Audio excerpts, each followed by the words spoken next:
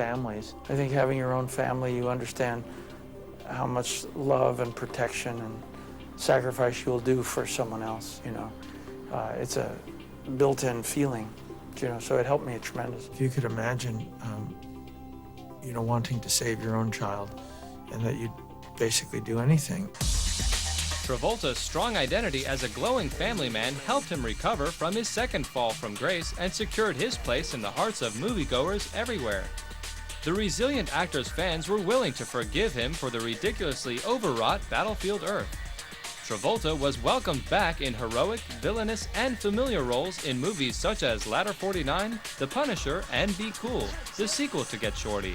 Once again, true to his uncanny pattern of bad luck, he let a prime role slip through his fingers, and once again, it was Richard Gere who benefited by landing the role of Billy Flynn in the Oscar-winning musical Chicago.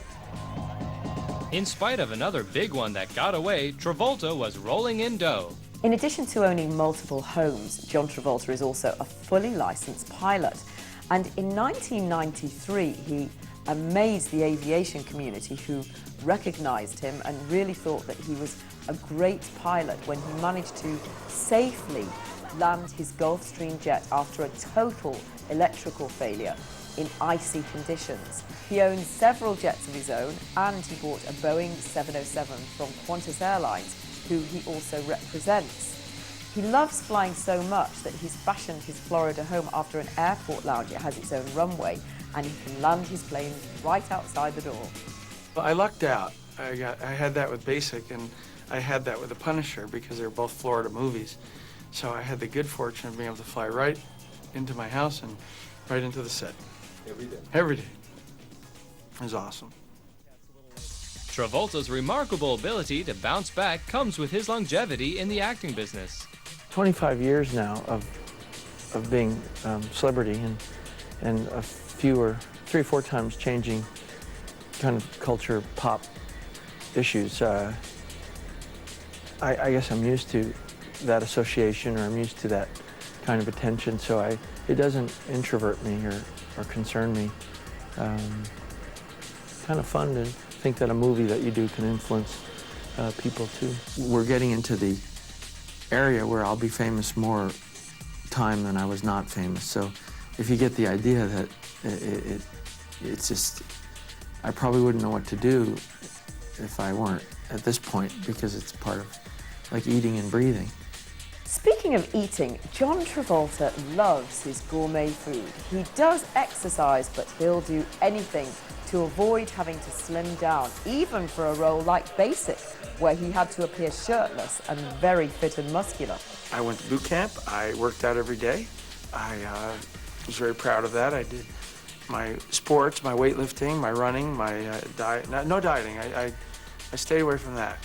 Not interested in diet, but I'm okay with exercise. I mean, I don't love it, but I do it because I know that my body responds to exercise, so I do it anyway. Father, husband, pilot, and actor, John Travolta is an all-around bon vivant. The 50-year-old defines himself by far more than just his career. Armed with a full personal and family life outside of the business, Travolta can weather anything Hollywood throws at him, especially with his good attitude. I couldn't be happier. I mean, the quantity and quality of the offers that are coming my way are better than it's ever been. In any of my reincarnations, this is the best one. And maybe it's because of my age. The world knows you've been around a little bit, and there's more depth to what you give to a character. Someone's version of a comeback is different than another person's version of a comeback.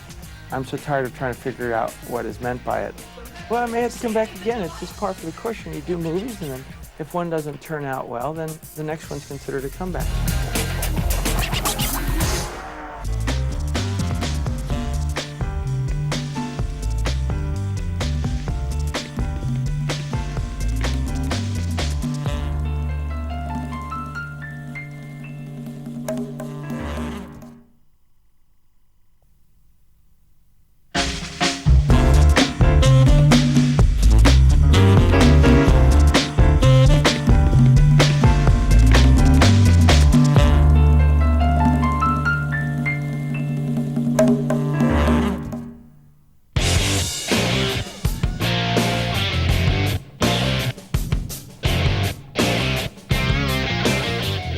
Johnny Depp. The broodingly handsome actor is known equally for his wildly bizarre roles both on and off the silver screen. From Edward Scissorhands to Willy Wonka, from dating supermodels to wrecking hotel rooms, from rock star wannabe to movie megastar, there is more to this Hollywood bad boy than meets the eye. John Christopher Depp II was born June 9, 1963 in Owensboro, Kentucky. The new addition was the youngest of 3 children to John Sr., a civil engineer, and wife Betty Sue, an on-and-off waitress. When Johnny was 6, the family moved to Miramar, Florida, living in motel rooms. Whenever Betty Sue felt restless, they moved on, and Johnny says that he always felt like a gypsy growing up. Well, I think who I am today is exactly who I'm supposed to be. I think, I think as we all are products of our upbringing or our conditioning as children, yeah, I think everything makes sense, I grew up, not a great deal of money, in the family or anything like that. In attempt to focus her troubled son, Betty Sue bought Johnny a $25 guitar. When he dropped out of high school a few years later, he joined a rock band called The Kids. Johnny started early with romance. He fell passionately in love with a makeup artist, Laurie Ann Allison, who was 5 years older than him. The couple married and she accompanied him and the band everywhere. They actually decided to travel west and try their luck in Hollywood, and she went with them. I'd moved to Los Angeles when I was 20 years old with a band, this band that I was in, and finding that work was pretty difficult to get, and we'd get a couple of opening act gigs and stuff, but you didn't make any money as a musician, so we started sort of getting these odd jobs like selling ink pens over the phone and weird stuff like that. So I was walking down the street with Nicolas Cage, who was a pal of mine at the time, and he suggested that I meet his agent. He thought I should try acting, thought I should be an actor. And I was so broke at the time that I said, I'll try anything, man, I don't care, Where do I go? Met his agent. She sent me to read for Wes Craven, and I got cast in a movie. Nightmare on Elm Street was a surprise hit in 1984, but it was too little too late to save Johnny's marriage. Under the stress of too many eviction notices, Johnny and Laurie went their separate ways. The 22-year-old was out of work again. He decided to take part in a short student film co-starring up-and-coming actress Sherilyn Fenn. The couple steamed up the windows of her red Corvette in between takes. Once again, madly in love, Johnny and Sherilyn moved in together and quickly got engaged. Meanwhile, the movie roles were slowly coming in, and in 1996, he got a part in Oliver Stone's Platoon, and just like a real soldier would have done, he had Sherilyn's name written on the inside of his helmet. It took 2 tries to convince Johnny to take the role of Officer Tom Hansen in 21 Jump Street. Unenthusiastic about the prospect of working on a TV series, the 23-year-old actor agreed to sign a 6-year contract only because he needed the money and didn't think it would last more than 1 season. Ironically, thanks to Johnny's immense popularity, the show was renewed. Year after year, fan mail poured in from his millions of admirers. Johnny simply hated the idea of being pigeonholed as a teen idol TV cop, and he was knocked off his feet with the onslaught of fame. When it first hit, it's so confusing, and everybody has a different reaction to it. Some people really start believing the hype and becoming this kind of ego animal, Other people, me, myself, I went sort of, it scared me, I just wanted to go away from it. The stress of the long Vancouver shoots for 21 Jump Street and the long separation from fiancée Sherilyn Fenn wore on the couple. Eventually, the pair drifted apart and broke off the engagement.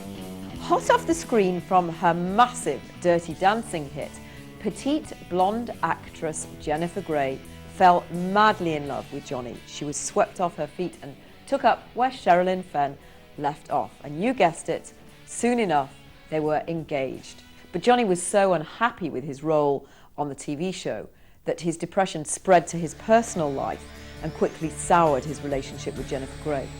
At that time, reports of Johnny's wild ways and hooliganism started to spread through the press. He was arrested by the Vancouver police for assault and mischief at a hotel for starting a fight with a hotel clerk. But a sympathetic Canadian judge granted the troublemaker with absolute discharge, completely clearing his record.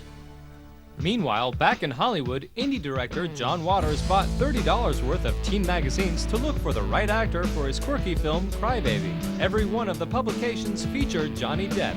Waters knew he'd found his man. Thrilled to play something totally different from the teen idol cop on Jump Street, Johnny accepted the part in Crybaby with gratitude.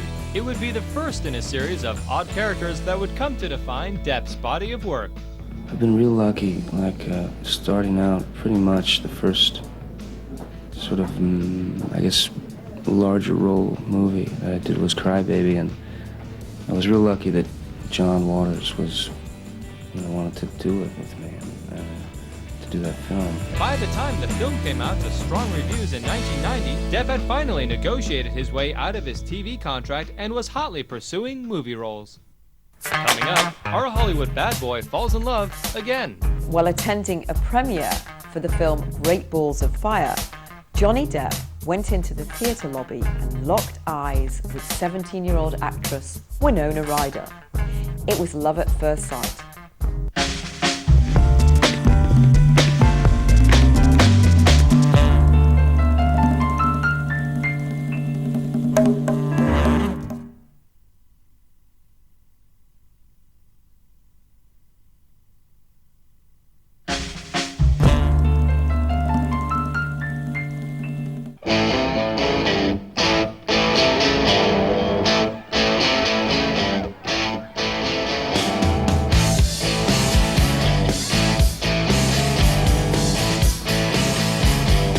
While attending a premiere for the film Great Balls of Fire, Johnny Depp went into the theatre lobby and locked eyes with 17-year-old actress Winona Ryder.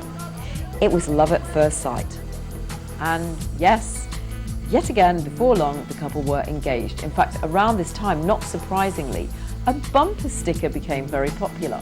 Hunk if you've been engaged to Johnny Depp. Coincidentally, in 1990, Tim Burton cast both Winona and Johnny in his wonderfully original and offbeat film, Edward Scissorhands. Depp proved his skill in bringing Tim Burton's imagination to the screen. Scissorhands, which is, I've been real lucky in the sense that I've read things and not liked them so much, and then read something and fallen in love with it, and then been lucky enough to work with those directors who I liked very much. I mean, I've worked with all these guys who are like, these are some of my favorite directors. Feeling lucky, Johnny also felt free to reject films that did not interest him. He declined offers for action pictures like Speed and Hollywood epics like Legends of the Fall, instead choosing more personal and quirky stories like Arizona Dream and Benny and June. Winona Ryder had been deeply touched when, shortly after they got engaged, he had a tattoo reading Winona Forever tattooed onto his arm. Well, around the time of his 30th birthday in 1993, they split up, and the tattoo was simply transformed a little. He had the last two letters, N-A, removed, so it read, Wino Forever. The new wording was quite appropriate, actually, seeing as though the actor had just bought a vintage nightclub on the Sunset Strip, which used to belong to the legendary mobster Bugsy Siegel. Johnny renamed it the Viper Room. Johnny was thrilled to have a place where his friends could come and hang out and really have fun, but times weren't always good at the Viper Room. On Halloween night 1993, tragedy struck when the talented River Phoenix reportedly snorted an exotic form of heroin in the Viper's men's room, went out onto the sidewalk and died of a cardiac arrest. The press descended, the sad story was inflamed and exaggerated. And though he had nothing to do with the incident, Johnny Depp secured his reign as Hollywood bad boy. When you're starting out in this business and you're kind of coming up the ranks, they need to know what to call the product. And they weren't quite sure what to label me as, and then they figured, oh, this is what he looks like, and this is, so therefore this is what he's going to be. He's going to be a bad boy, or he's going to be a rebel, or all those really tricked out, used up words. So they stamped me with that label for years and years, and it doesn't make any sense to me. It never did. I never went out and cultivated any image. In 1993, Johnny starred in the small but heartfelt and well-received movie What's Eating Gilbert Grape. Still mourning his friend's death and struggling without his Winona by his side, Johnny found refuge in a strange but very close ensemble of the Gilbert Grape cast.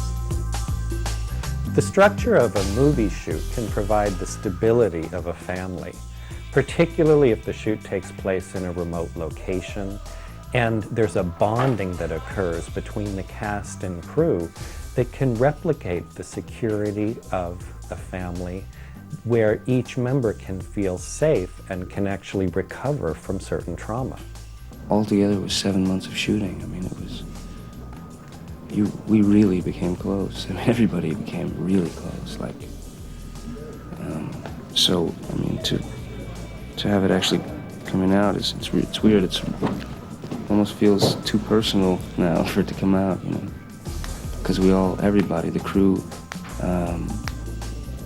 cast, the director, everybody lived that movie in a real deep way.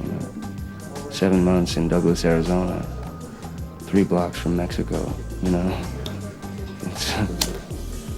In contrast to his own reality, Johnny plays the steadiest, most responsible, and stable character in the film.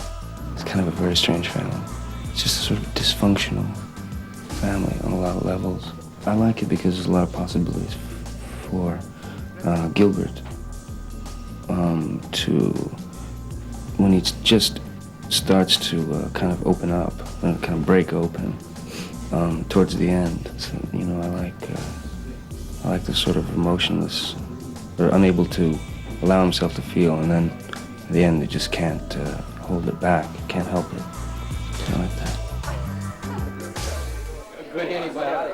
True to form, Johnny's love life started to look up again. One sultry evening in 1994, he was in a crowded New York restaurant when he set eyes on the young waif-like supermodel Kate Moss. It was love at first sight. The two were mad about each other. In 1994, Johnny was cast for a second time by Tim Burton in his new comedic and off-the-wall film, Ed Wood, a mostly factual depiction of possibly the world's worst director. Perhaps inspired by the movie's depiction of screen legend Bela Lugosi, Johnny abandoned his years of living in hotel rooms and rented houses and purchased a home in the Hollywood Hills that had belonged to the horror movie icon. 1997 brought some very grown-up roles that reveal an evolving and maturing actor. In mob thriller Donnie Brasco, Depp plays another real-life character, but this time he was playing with the big boys. Oh, it's very intense. The idea of going to work with Al Pacino is, Jesus, it's like another dream come true. I've been very lucky. Of course, Johnny couldn't stay serious without a break. So in 1998, director Terry Gilliam offered him a starring role in the wildly hallucinogenic role of author Hunter S. Thompson in Fear and Loathing in Las Vegas. Johnny was grateful, clearly, for the fantastic roles he was getting, but the relentless work schedule was really wearing on his relationship with Kate. The couple had spent 4 passionate and rocky years together, but their careers and the long separations they had to endure finally took their toll, and the relationship ended.